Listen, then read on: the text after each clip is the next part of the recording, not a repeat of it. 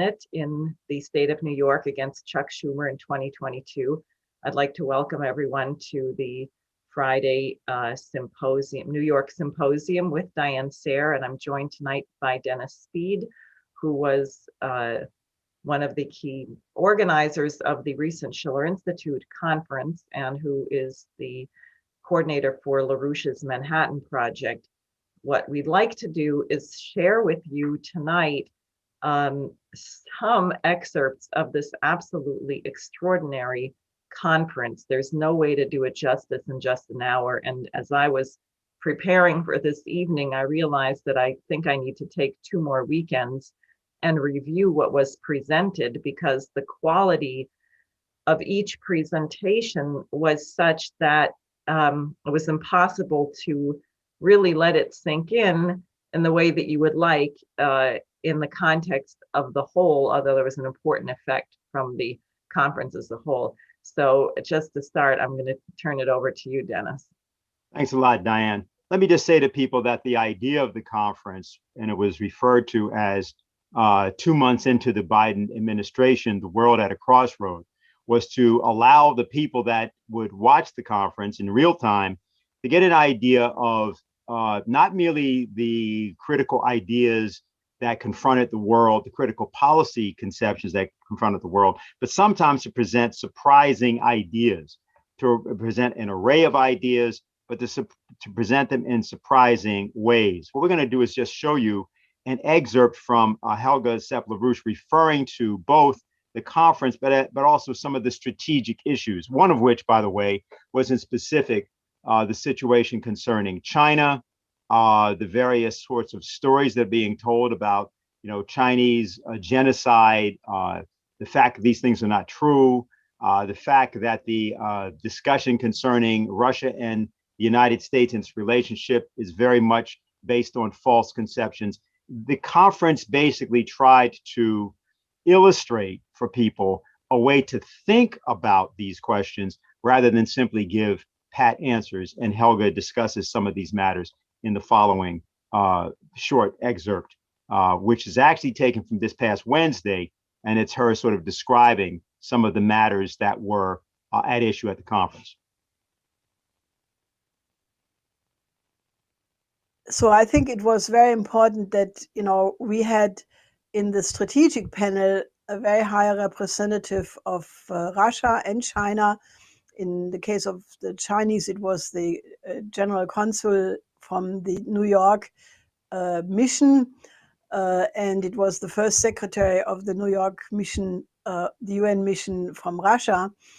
And they obviously, despite the fact that the relations among the countries with the US has reached such a low point, they clearly made clear through their appearance that they regard the Schiller Institute as an important platform to have this kind of strategic dialogue. And I think this is something we are going to expand on.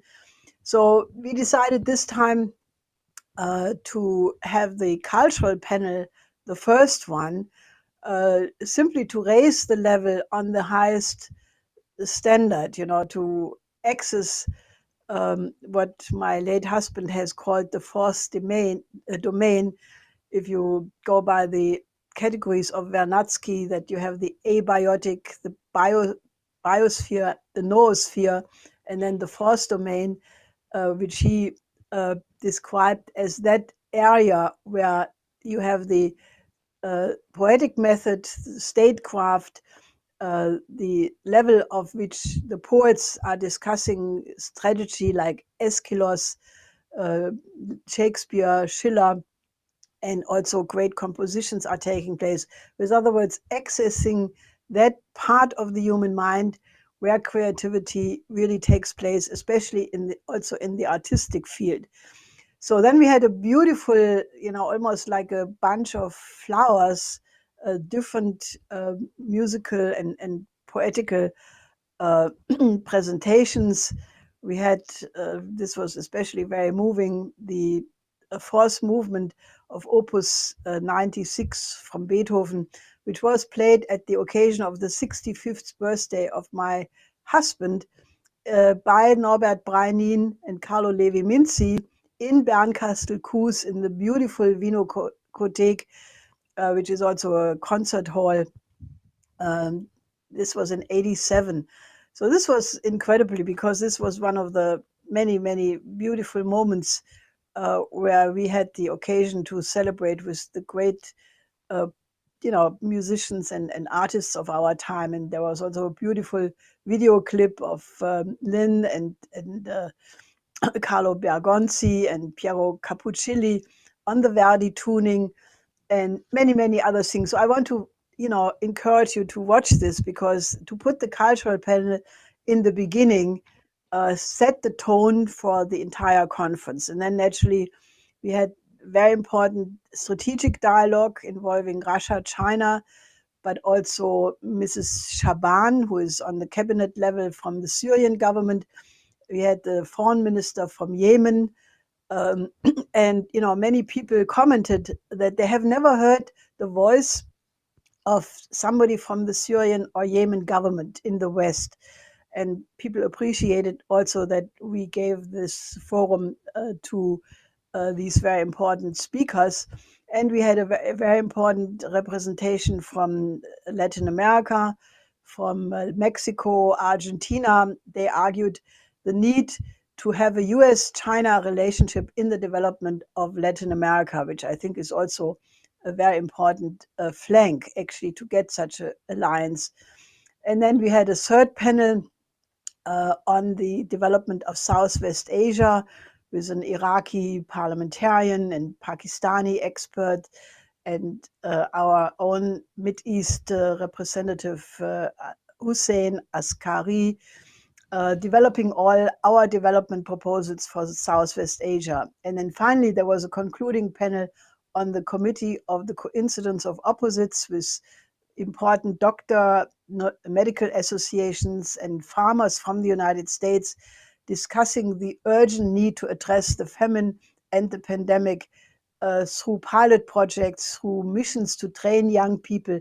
So you should just watch these things, because many people expressed that they have never heard such a roundness, such a condensed strategic discussion of where the world stands, and especially where there are solutions.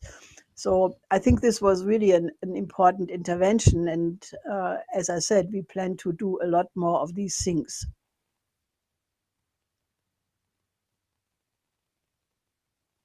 Great, thanks. So I'll just continue. I think, yeah, I can be heard. What I'd like to do now is to show, we're going to go back later to Helga's opening of the conference and some more material from the conference, but I'm going to show actually the statement from former Senator, retired Colonel Richard Black from Virginia, who knows a great deal about Syria, has been there on, I think, more than one occasion.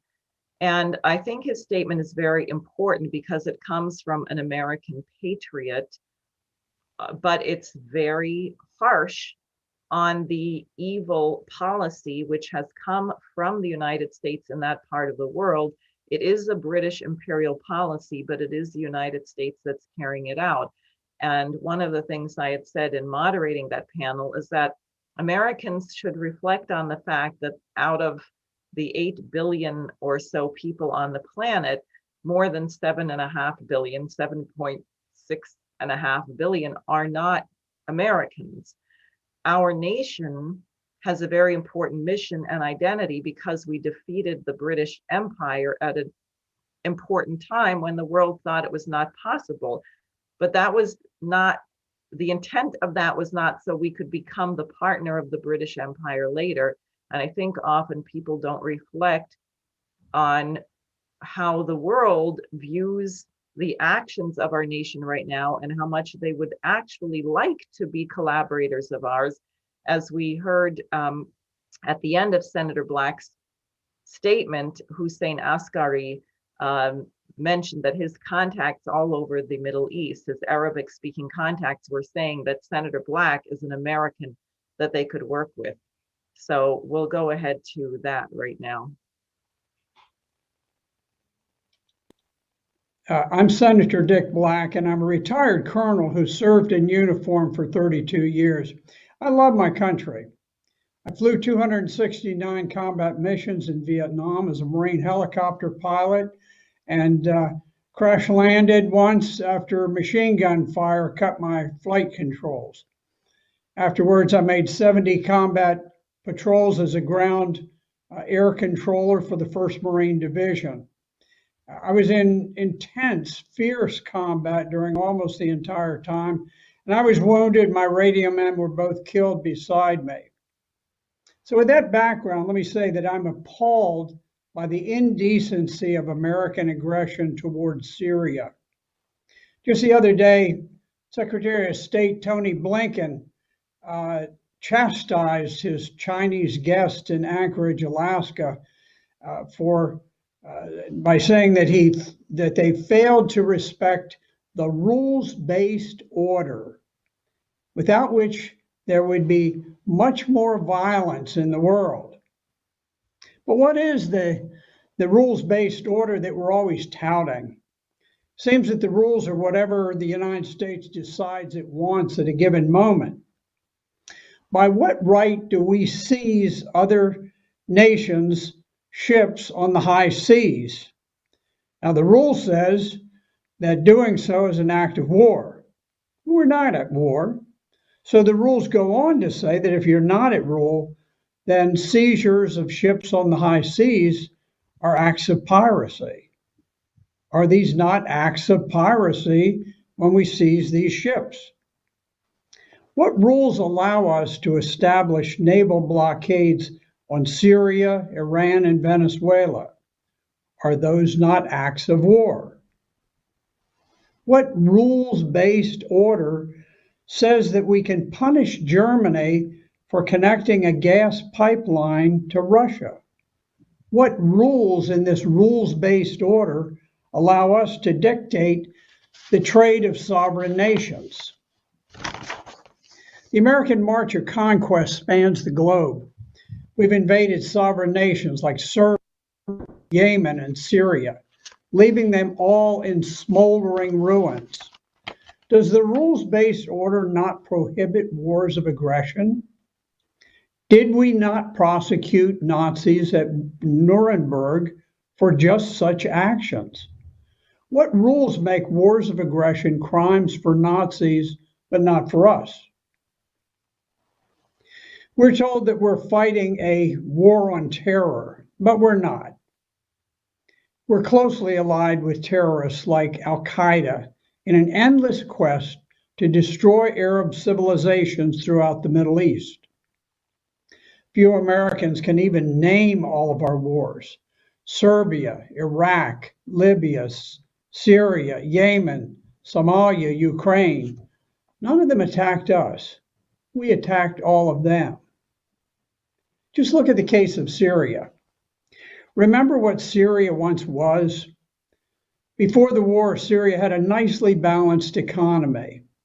It produced most of its own industrial goods, produced its fuel and agricultural products, had very little poverty and enjoyed thriving trade, and it was financially responsible. It had enjoyed 40 years of peace with Israel, and the constitution drafted under President Assad guarantees equal rights for women, and importantly, it guarantees religious freedom in 3 different parts of the text. I read it. Syria is a model for other Arab states, especially ones like Saudi Arabia, which have no constitution at all. We call Syria's president a dictator, but in 2014, he was overwhelmingly elected by the people of Syria in a fair and free election. It was very heavily monitored. There were lots of observers, all agreed that it had been a true and valid election. So Syria is a model of elective democracy, if you want to call it that, for the Arab world. But the Americans pretend that the election never happened. And yet many Syrians who spent 15 hours in the blazing sun so that they could vote for President Assad were targeted and killed by US-backed rebels who fired mortars into their midst and killed them. Now, after 10 years of war, I think it's important to recognize, after 10 years of war, not a single rebel leader has ever emerged as a popular figure with the West loves the terrorist that the people of Syria despise. You know, we're taught to hate President Assad because he cracked down on rioters in 2011, and they say that he gassed his people. But that's not true, because we decided to attack Syria 10 years before all of that. In 2001, Secretary of Defense Donald Rumsfeld ordered the Pentagon to draft plans to overthrow 7 countries in the Mideast, beginning with Iraq, then Syria, Lebanon, Libya, Somalia, Sudan, and finishing off with Iran. Not one of them had harmed the United States. In 2006, the US Embassy in Damascus drew up detailed plans to destabilize and overthrow Syria. Those were widely disseminated to the Pentagon, to various unified commands. They went to NATO. They went widely across the world. The specific plans to destabilize and overthrow Syria, and that was long before any demonstrations had ever occurred in Syria. And yet we claim them as the reason that we oppose President Assad. In March of 2011, the United States, UK, and France attacked and overthrew Libya. They brutally executed Colonel Gaddafi.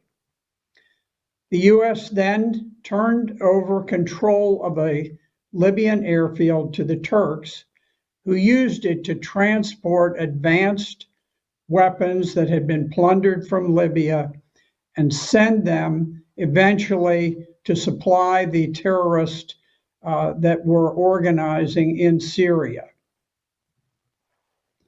In 2011, also during the Arab Spring, the highly secretive Central Intelligence Agency Special Activities Center sent paramilitary teams into the sovereign territory of Syria to identify, train, equip, and lead terrorists to overthrow the Syrian government. In 2013, Barack Obama formalized this long-standing support for anti-Syrian terrorists by secretly authorizing CIA program Timber Sycamore. Under program Timber Sycamore, the CIA's Special Operations Division trained, armed, and paid thousands of terrorists to fight against Syria. Those armies totally under our control.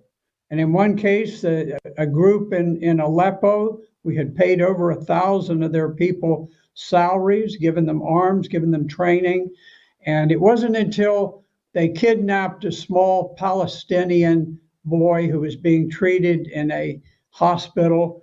They kidnapped him, they took him to the central square in Aleppo, and in order to terrorize the people into not fleeing Aleppo, which was being cordoned off by Syrian troops, they took him to the center in a pickup truck.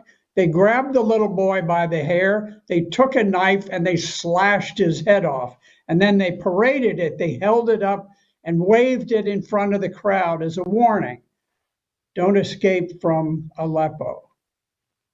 We paid the salaries of every man who held that boy's head aloft. We gave them their weapons, we gave them their truck, we gave them everything that they needed. And it was only after that very gruesome incident that we decided, well, that's an embarrassment, we better not pay them. We have been paying terrorists like this throughout the war. NATO and the United States have maintained an intense propaganda campaign against Syria from the outset. Sarin gas attacks that killed civilians were blamed on President Assad. But not one reporter ever asked why Assad would use gas against children, but not against armies of terrorists bearing down on the capital of Damascus. The reason is obvious. There is no answer for that. And the journalists are smart enough to know that if they ask that question, their career in journalism is finished. Secretary of Defense James Mattis admitted in 2018 that the U.S. had no evidence that Assad had ever used sarin gas.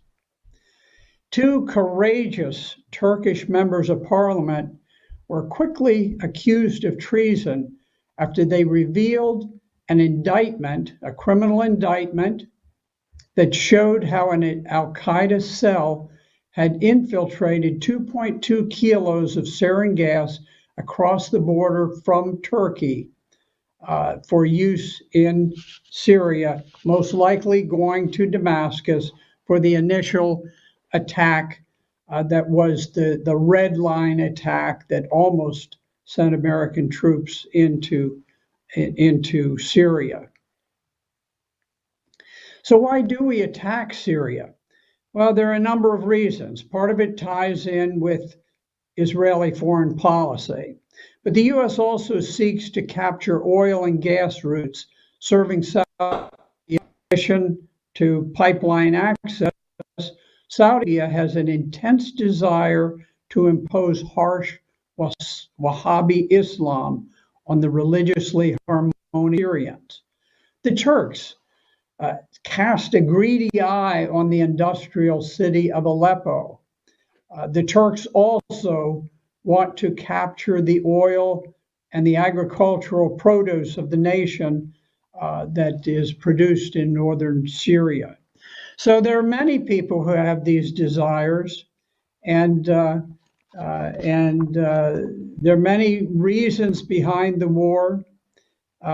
Certainly, the American arms dealers profit immensely from the lucrative deals like the 600 BMP-71 anti-tank missiles that the Central Intelligence Agency rushed to al-Qaeda in 2014 to prepare them to attack across the Turkish border. It was only with those CIA provided anti-tank weapons that the al-Qaeda terrorists were able to break through the Syrian armor and the Syrian lines and seize the beautiful town of Kasab and behead the Christians who were there and all of the churches, and then smash ancient tombstones with sledgehammers. That was done thanks to the CIA. Al-Qaeda never could have broken the Syrian lines without those anti-tank missiles. Many of these terrorist groups have sworn to behead the Christians and the Alawites and to make sex slaves of their wives and daughters. One jihadist famously drove his American-made Humvee into battle with a naked slave girl lashed to his windshield. And he knew that the Syrian soldiers would hesitate to shoot at his Humvee as long as there was an innocent girl lashed to the windshield. And then that's why he used it. That's why he put this poor girl up there and drove her first into battle as his shield. In 2015, U.S. troops illegally invaded northern Syria and unlawfully seized Syria's oil. We authorized an American oil company to build a refinery for $150 million and to drill for more oil on sovereign Syrian land. Before the war, Syria never need oil or natural gas because it was still self-sufficient. It exported a little bit, but it was not a big oil producing country. But what was important is that it provided all of the fuel, all of the gasoline, all of the heating fuel for the power plants and so forth in Syria. But now the legacy of the nation has been stolen by the United States, leaving Syrians to freeze to death in the winter as we steal their fuel. The same region, northern Syria, is the breadbasket of the country. It grew enough wheat to feed the entire nation, to export a little bit, but this too has been stolen. We gave it to the Kurds who are shipping Syrian wheat to Turkish merchants, while Syrian peasants starve.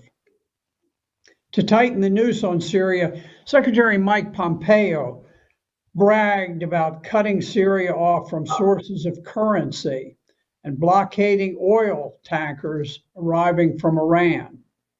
He's right. We've caused immense death, disease, and suffering for poor Syrians. Americans are routinely reminded that we're not targeting common people, the leaders. Rubbish. That's a total lie. Sanctions do nothing but attack the innocent, the poor, the helpless. They are the most cruel and barbaric type of warfare that we can wage. We steal food, fuel, and medicine from the poor. We blockade supplies for rebuilding so that Syrian men must fight for a living or starve. If we ended the blockade, they could work rebuilding the country. Syrians are tired of war.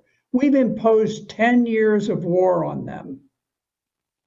They want to rebuild. The young men, the time that fighting wars was exotic is over.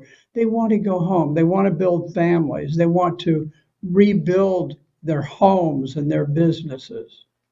But the United States blockades all materials necessary for rebuilding, so that young Syrian men must fight for a living or starve.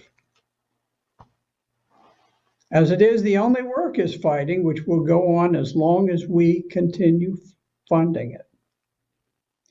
The world must reject for 10 years against the Syrians, but we've oppressed the Iraqi people for 30 years. We've dropped over 250,000 bombs on Iraq, and we bombed them even while we sit in military base camps occupying the country. This madness must stop. I thank you for the opportunity to talk to you today. So I'd like to thank Senator Black for that very, very stark presentation. And what I want to do now is actually go to Helga Zepp-LaRouche's powerful introduction to the conference, because what she's getting at, and as she said in the excerpt we heard earlier from this week's webcast, is how do you think about a world which is extremely complex, where you have this kind of a horror show unfolding, going on a routine basis over decades in Southwest Asia, yet there are also solutions, which Hussein Askari, our correspondent from Stockholm, Sweden, who is of Iraqi origin, has been working on. And I would really like to encourage people to watch that entire panel that this was a part of. So I'm going to switch right now to, I think it will have a certain impact now when you hear how Helga begins the conference. Hello, I greet you all over the world, wherever you may be sitting right now. It is a pleasure for me to speak to you.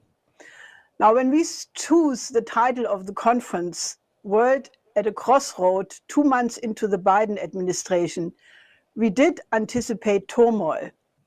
Still, it is eerie how prescient those words were. For an acting president of the United States to call the president of Russia a killer, as President Biden did in an ABC TV program, for sure breaks a taboo. It was a trick question by Stephanopoulos, but it worked.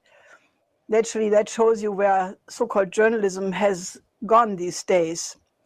Fortunately, President Putin proved to be of good humor by inviting Biden to have a live internet debate, maybe on Friday, which was yesterday, or Monday, since over the weekend Putin, wanted to go to the Tiger, and otherwise he wished him good health.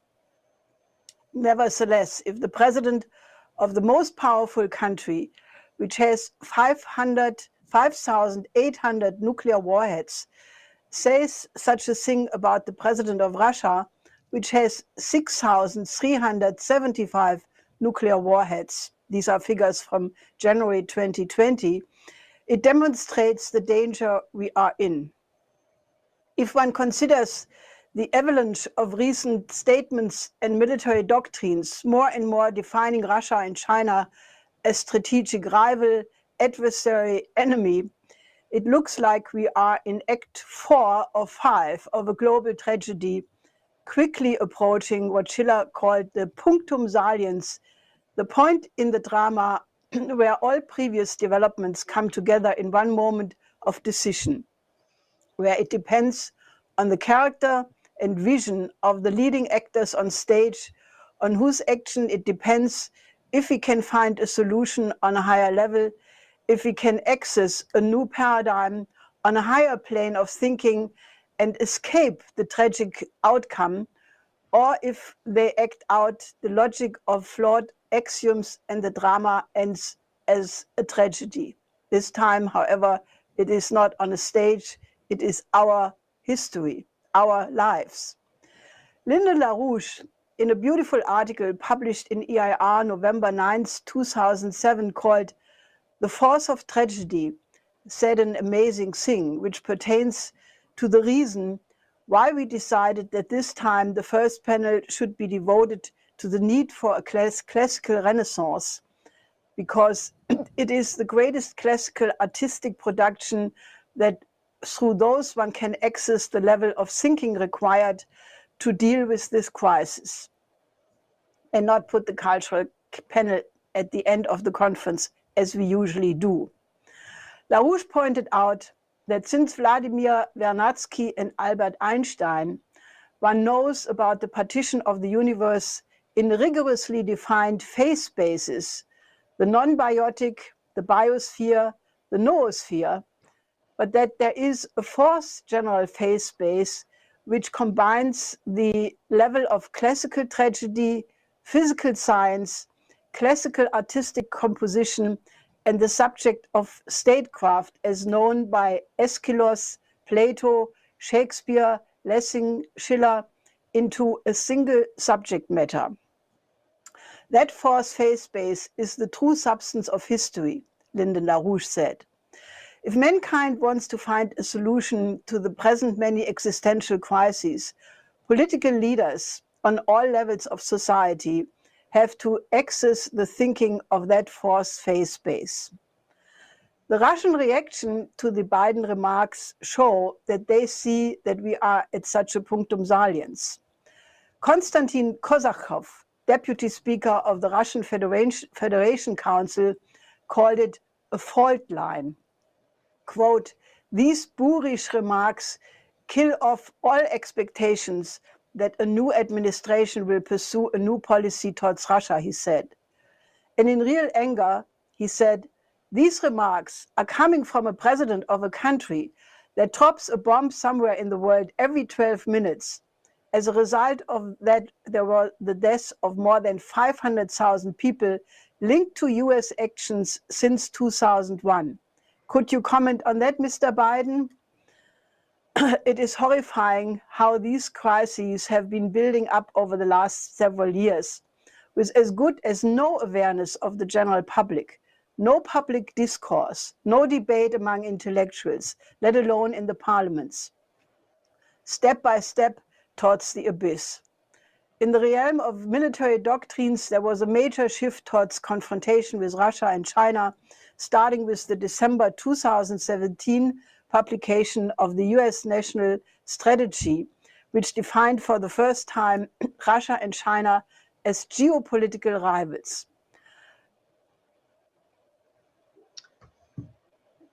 And she goes on from there to talk about the Peloponnesian War and how Athens, which had produced so much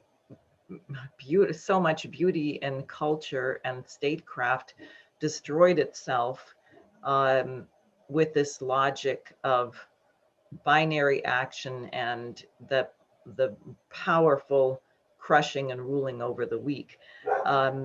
So I'm going to just bring Dennis in to say a few things and also to show more excerpts from the conference. Well, I think I'll say one thing just concerning what people have seen so far, and that is that the concept of statecraft, in other words, how do you pick political leadership? How should people in the present circumstance we find ourselves even think about it? We certainly have a morally collapsing United States. We're about to see a legalization of marijuana in New York, but of course, de facto, it's really legalized around the entire United States as it is. You have a situation where the state of Mississippi has its state capital without clean drinking water. I think the first day was yesterday that some portions of the city began to really get back water, but it's a water system that is 150 years old and has to be completely replaced, taking between about $5 and $10 billion, none of which has been indicated in the approximately $3 trillion program that has been announced by the Biden administration. You have the ignoring of the fully collapsed situation of our healthcare system, although, of course, we are seeing heroic work done by healthcare workers, and you're seeing portions of the system work, and you're seeing pieces of it work around the vaccines element to some degree. But actually, our research on the virus, our knowledge of it, the ability of young people to be marshaled into a kind of extended public health service for the purpose of not merely getting everybody made aware of the nature of this threat, but also really sort of exploring frontier research, being drafted into that. This is something that you can't find not only in America, but any place in the transatlantic world. You go to Germany or France or Italy or Spain or any of those nations, the nations that used to be called the West, there's sort of a full-scale collapse. We started the conference with, as Helga said, the cultural panel. And one of the things I'll mention when we come back, I'll just allude to it here, is that one of the presentations that was given by Liliana Gorini. She spoke about Dante's Commedia, or Divine Comedy. It's a poem. Some people know it. It's the cover of the book of it. It's sometimes called the greatest work in Western literature, the most translated book after the Bible of this type, and of classical variety. And this was one of the presentations that was given on that panel. I gave a presentation which tried to show that there is a very, very powerful classical tradition in American politics, which you can hear echoed in the words of the Declaration of Independence. And you hear later in the words of Abraham Lincoln, Lincoln's love for Shakespeare. As a matter of fact, the two books that mostly educated Abraham Lincoln were the Bible and the works of Shakespeare, which he was able to quote extensively by heart. Whole passages of plays were quoted by Lincoln in cabinet meetings, and he often used scenes from Shakespeare to try to illustrate how he thought about strategy, how he thought about military strategy, diplomatic strategy, and also the issue of law, what the real rule of law was, which is not a set of rules, but a set of principles. And so one of the things that we did was to make people aware of a little known fact about America in terms of the involvement of Americans in Shakespeare. And we try to point out also some ways in which this impacted the writings of Abraham Lincoln. So we'll just show you a certain excerpt of a discussion of that. The classical principle and the poetic principle are identical. That principle is that there is an inherent beauty in truth itself. We hold these truths to be beautiful, that all men are created equal, that they are endowed by their Creator with certain unalienable rights, that among these rights are life, liberty, and the pursuit of happiness. For 50 plus years, Caleb Bingham's book, The Columbian Orator, first published in 1797 and then in 23 subsequent editions, was the central text consulted by American school children and aspiring public speakers in the pulpit, on the law bench, and within the Congress. Because, in the words of one historian, a Republican discourse had to find the right pitch. He meant the right tone, or what we might call the right voicing. A gentleman's language, but not an aristocrat's. Both the 21-year-old Abraham Lincoln and the 12-year-old Frederick Douglass were educated by passages from Cicero, Plato, Benjamin Franklin, and Lazare Carnot, as well as American, British, and French teachers, clergymen, and statesmen. Shakespeare is a second great influence on American life of that period. The Astor Place riot of May 1849, which left at least 22 people dead and 120 injured, was between two Shakespeare factions, the one supporting American actor Edwin Forrest, the other British aristocratic actor William Charles Macready. California gold prospectors entertained themselves at night by reciting whole passages of Shakespeare by heart. American Confederate and Union soldiers thrown into the fratricidal War of the Secession, 1861 to 65, if they were familiar with Shakespeare's Hamlet, could not have avoided hearing the echoes of the soliloquy of the murderous King Claudius, who killed his brother to ascend Denmark's throne, in the words of Lincoln's second inaugural address. Oh, my offense is rank. It smells to heaven. It hath the primal eldest curse upon't, a brother's murder. Pray can I not, though inclination be as sharp as will, my stronger guilt defeats my strong intent, and like a man to double business bound, I stand in pause where I shall first begin and both neglect. What if this cursed hand were thicker than itself with brother's blood? Is there not rain enough in the sweet heavens to wash it white as snow? Whereto serves mercy but to confront the visage of offense? And what's in prayer but this twofold force, to be forestalled ere we come to fall, or pardoned being down? Then I look up, my fault is past.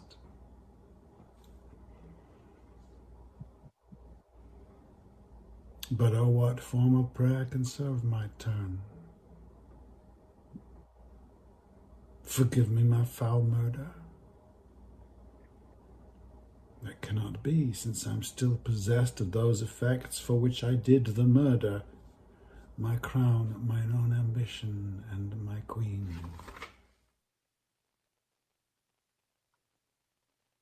1/8 of the whole population were colored slaves, not distributed generally over the Union, but localized in the southern part of it. These slaves constituted a peculiar and powerful interest. All knew that this interest was somehow to cause the war, to strengthen, to perpetuate, and extend this interest was the object for which the insurgents would rend the Union even by war, while the government claimed no right to do more than to restrict the territorial enlargement of it. Neither party expected for the war the magnitude or the duration which it has already attained. Neither anticipated that the cause of the conflict might cease with or even before the conflict itself should cease. Each looked for an easier triumph and a result less fundamental and astounding.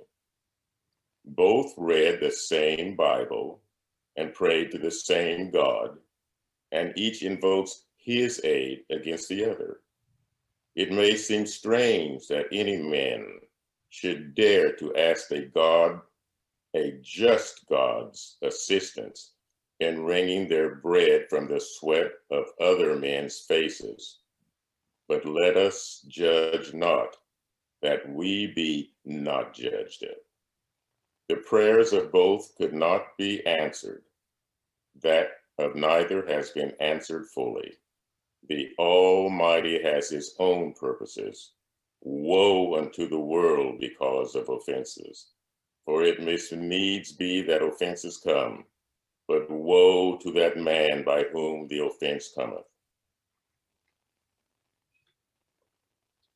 So what we did with these sections, just to say, was to try to give people an idea of what the actual culture of America was at the time of the American 1861 to 63 conflict. It was, we've already gotten, in terms of responses, very, very interesting responses. But people had never heard Lincoln's second inaugural, even though it's right there in the inside of the Lincoln Memorial. It's the second speech you see when you go inside of the Lincoln Memorial. They never thought about the fact that if you have slaves and you have committed that crime, that, as Lincoln says later in that speech, maybe every inch and ounce of the wealth that has been gained through slavery would have to be revenged by an ounce of blood. And that's all there in the speech.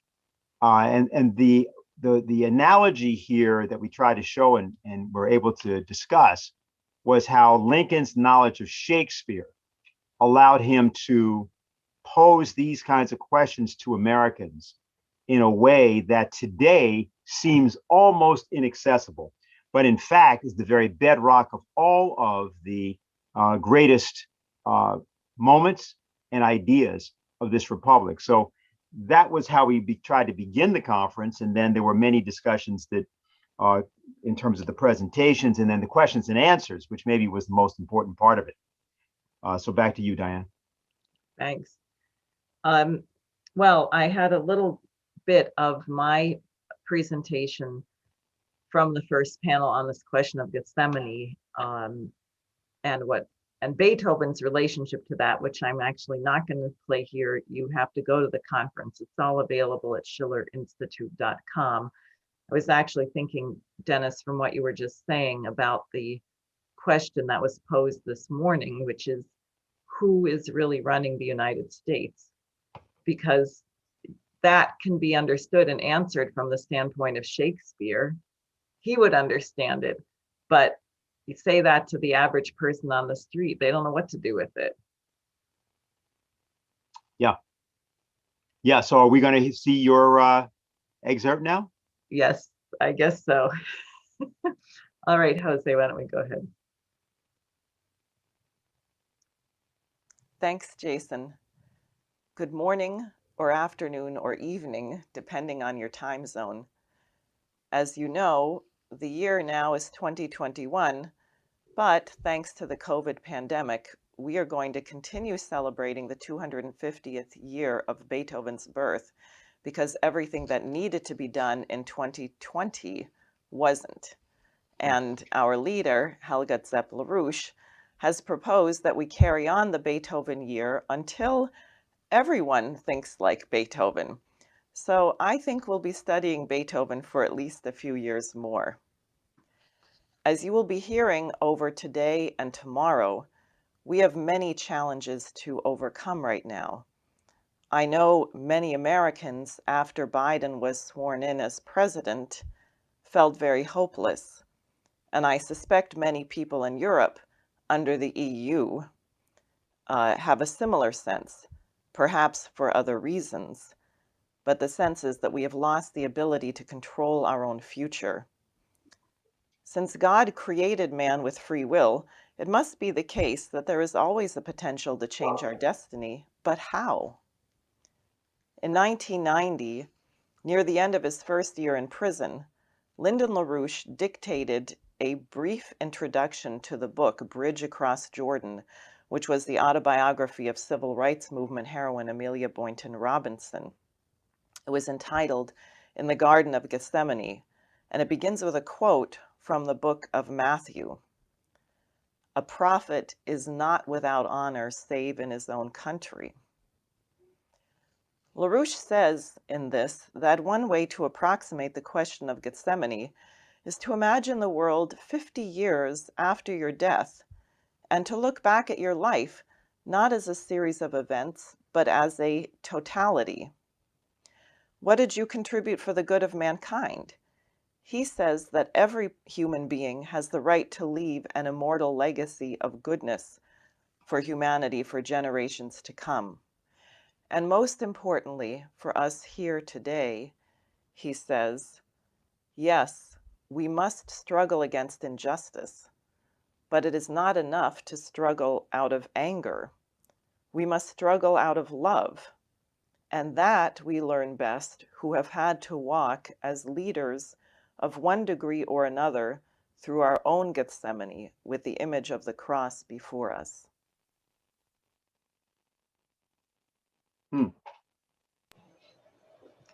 So I'm going to leave that presentation there, but I can tell you that I took up a musical example, which we're not playing here, and Beethoven's own life, where he came very close to committing suicide when he became deaf.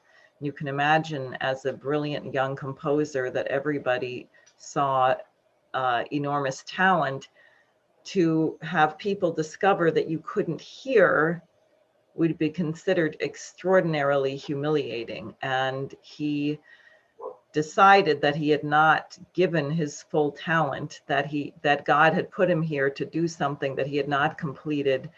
And then he resolved himself, whether I get my hearing back or not, I'm going to continue because I have to do this. Anyway, and there's more. Then there were some excerpts from Marian Anderson. But I think this is a challenge for all of us in the United States. We have a very difficult period, in a sense, if you try to think from the standpoint, the way that things are presented in the mainstream media, on social media. Are you left wing? Are you right wing? Are you conservative? Are you a liberal? Are you white? Are you black? Are you young? Are you old? Are you this? It's all like a computer program where you're stuck in a category. And if you're in that category, then you're supposed to have a certain set of beliefs. So if the Biden administration, for example, gets something right, well, where does that fit in? Because we know there are so many problems with that administration. And, you know, something that comes to me in different ways at different times is that there's never a time when you're not obligated to actually use your mind and think.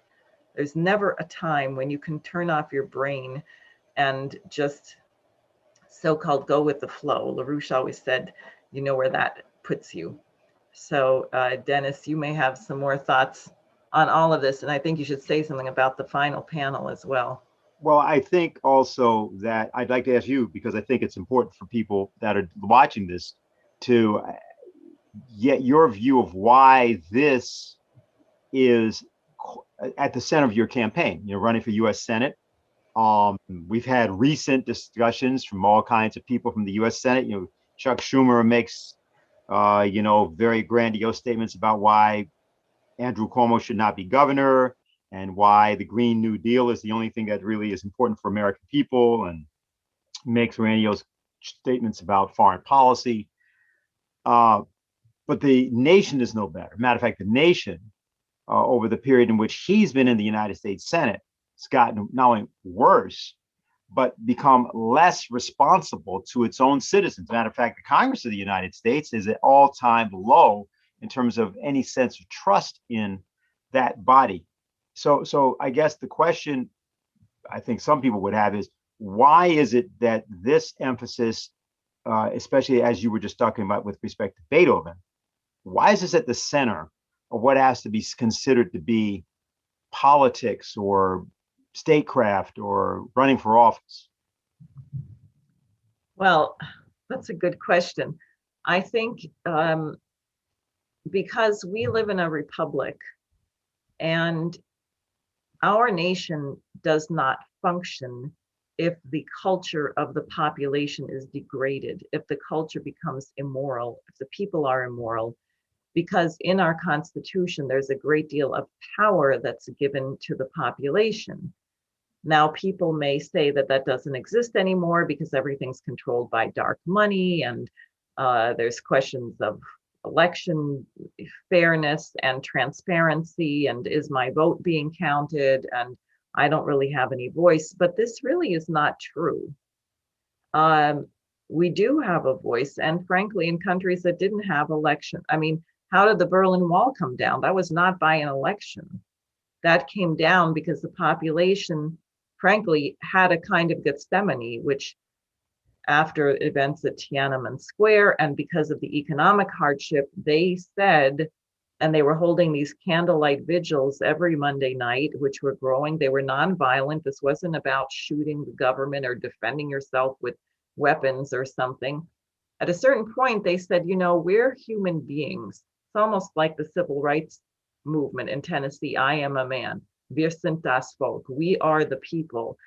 And they resolved that night in November in 1989 that they would rather die. They were prepared to stand nonviolently in front of tanks and die than be a slave. And the moment that you make a decision like that, you actually become liberated.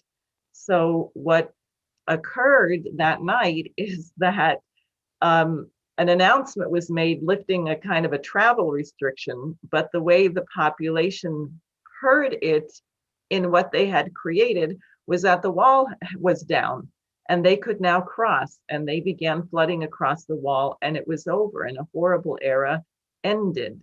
And I think that Americans have to rekindle a sense of poetry in themselves, poetic drama, because of the question of truth, which can never be stated literally. You can never state it in words. It's always in the mind. It's an idea. You're trying to get a higher idea, which you state metaphor, you use metaphor. But there are certain principles of natural law and justice which can be understood by a poetical mind that will never be understood by a dictator or a tyrant or someone who's stuck in a fixed system. And so that's why this has to be central to the campaign, because we're going to actually have to change if we're going to deserve to keep our republic. Yeah, I'll just say something about what you asked about the last panel. The last panel was around Helga Zepp-LaRouche's idea about the Committee for the Coincidence of Opposites. And what this is it's a way to test the truthfulness of everybody. And it, in fact, goes kind of to what you said about the Biden administration, because here we are faced with this pandemic, and whatever one thinks about its causes or even its nature, what is certainly clear is that the entire world is faced with whatever it is. Deaths have occurred as a result. People can say, oh, no, they're not happening as a result. Well, they're happening. And clearly in Russia or China or India or in countries, various of the nations of Africa, the 54 nations there, people are confronted by this circumstance. You have 500,000 Americans dead of this disease. And you have a situation in which there's a need for the whole world to come together in some way, despite what political differences are, differences in systems, differences in languages, and differences in outlook and about history or humanity. All sorts of things are different. So in that last panel, what happened was that it's basically American doctors and American farmers were having a dialogue about what could be done about the simultaneous problem of world famine, 270 million people being threatened with death by starvation, and world plague in the form of this the coronavirus and the mutations happening. So there was a lot of discussion. one of the things that's also emerging, which you see now in Jackson, Mississippi, is that you can't talk about health vaccinating somebody when there's no clean water. I mean, how does that work? What does that mean? You've addressed their health circumstance. And I think that if you start looking at Texas, Louisiana, Mississippi, Alabama, a few other states in that band, as well as some of the areas around Flint, Michigan, Newark, New Jersey, you see that the state of the American cities and countryside too, in the case of Mississippi, is so bad that now we're going to have to, the citizens are going to have to throw off whatever these partisan divisions have been in favor of joining a kind of committee of opposites, and activating a way to get millions of people, millions of our people who are students, young people, involved in a kind of army without weapons. You know, the Surgeon General Office of the United States is a military office. And one of the things I think, Diane, which is important in this regard is, we don't talk about it that much, but almost many hospitals, I won't say all, but many hospitals in the United States, also this is true in Germany, had orchestras and choruses. I know the Albert Einstein Hospital up in the Bronx had that. And I think they may have just shut their orchestra down maybe a couple of years ago. But this idea of some kind of solidarity, and maybe you can say a bit about that, about musicians who are doctors, or the use of music in medicine, because that idea of a solidarity of the citizens in the face of this kind of crisis is really the essence of what your political campaign, or any political campaign, I think, needs to be about in the United States today. Yeah, well, exactly. It's the opposite of what I was saying about this whole binary system. I mean, the beautiful thing about a musical ensemble, whether it's an orchestra or a chorus, is the strength of it comes from the diversity of the voices in it, but they have a unified effect. And I don't think it's a coincidence that many medical people are musicians. And one hospital actually in Harlem, many of the doctors were musicians, and they pioneered something where they would have performances at home, which their colleagues who were working in the intensive care unit would play to patients while they were on their ventilators, horribly isolated because no one could come in and visit. That was one of the terrible difficulties of this pandemic, is that people had to die without their loved ones near them. And people had to lose their loved ones without being able to be with them. I mean, really tough. So you need something that gives you the emotional strength, which is the music. The physician who worked at this hospital, Dr. Lorna Breen, who committed suicide after developing COVID, being unable to work, and there seem to be also mental factors associated with this disease, was a rather accomplished cellist. And some of the musicians that worked with the Schiller Institute had actually performed in orchestras with her before. And that is why I founded the chorus after the Eric Garner grand jury decision, because they found there was no crime, and it was clear the person had been suffocated while in police custody, that you had a potential for great rage, where people would fly into fits on a lower level than being able to step and look and say, why are we treating fellow human beings as animals? Why have we stooped to this? Why don't we keep things on the level of human dignity and expect that from our colleagues and conduct ourselves in that way? And what does that mean? We got quite an incredible response, as you know, to the first sing-along. About 100 people showed up with 6 days of organizing. So I think people are hungry for this, but they don't know what it is. And people have largely been starved culturally. There's no music in the schools anymore. People don't recite poetry. They think rap is poetry. we really are in a kind of a cultural dark age, but it doesn't mean that people don't recognize universal principles of beauty when they meet it. Oh, by the way, I think we better not forget about something you're doing that we probably should say a little bit about, namely the newspaper that you're Oh, yeah, about to launch. that's right. Well, coming up, hopefully within the next 10 days or so, we will have perhaps 2 weeks go to press with the first issue of the New Federalist, which will be the paper of my campaign. It was formerly a paper of the LaRouche movement for years. And it's named after the Federalist Papers, of course, but the New Federalist, and particularly appropriate since my campaign is in New York State. And the whole point of the Federalist Papers was to unify the nation around constitutional principles and around this question of the dignity of man and the principle of the general welfare.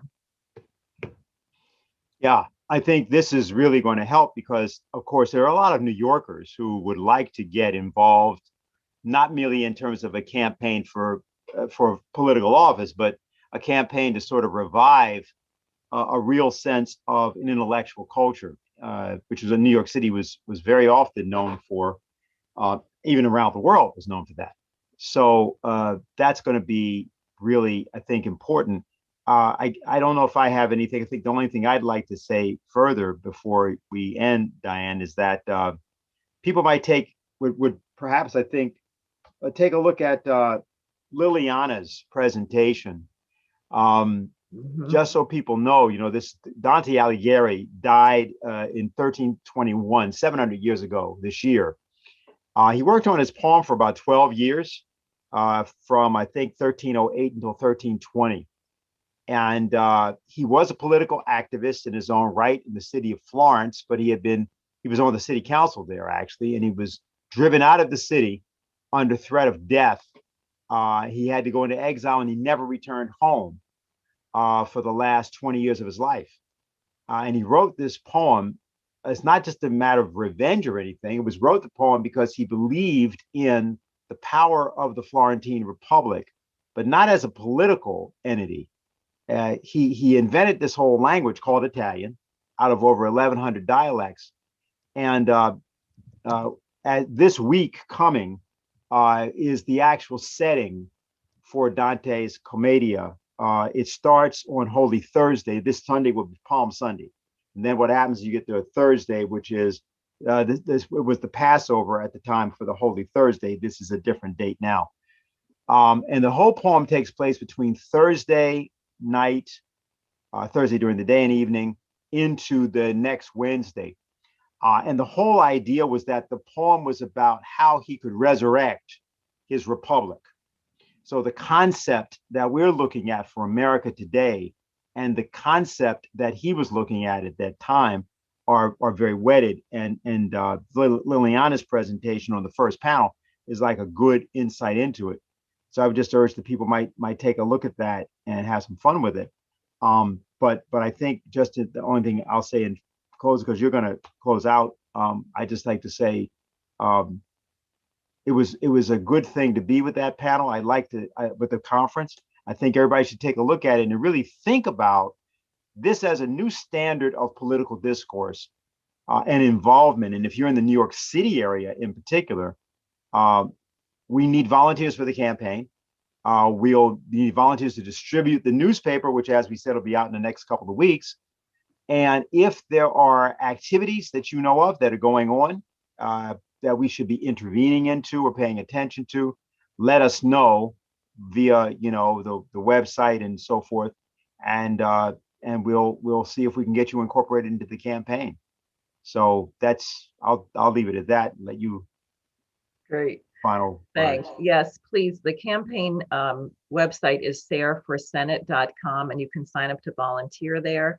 And I'm actually going to assemble a youth team for my campaign, which so if you're between the age of 18 and 35, please particularly identify yourself, because we're going to start doing a lot of work on these cultural and educational questions. And also, I would like to have a large number of people who are qualified to represent the campaign, as New York's a big state and I can't be everywhere simultaneously.